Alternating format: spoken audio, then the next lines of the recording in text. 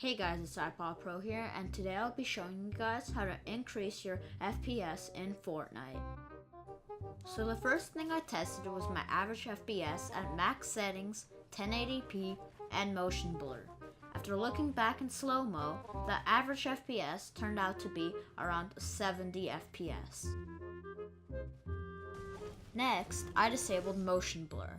The average FPS stayed around 70 FPS again, but there weren't any dips into the 50s like in the last test.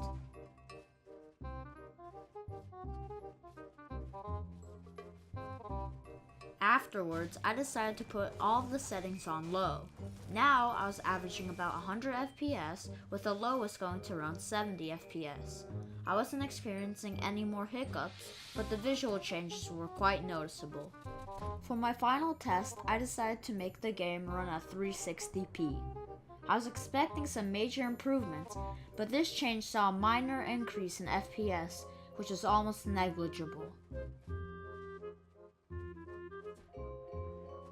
Outside of Fortnite, you can do two things.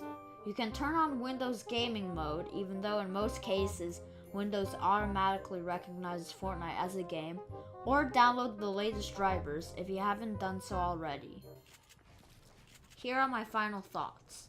First, I strongly suggest you check that you have the latest drivers, as it can really impact your performance.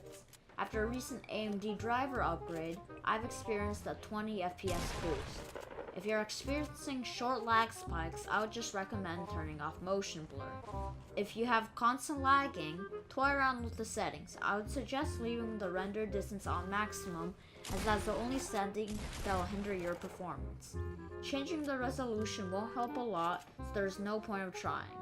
Finally, Windows Gaming Mode automatically recognizes Fortnite as a game, but for other games, if you need a couple frames or so, you could try using Windows Gaming Mode.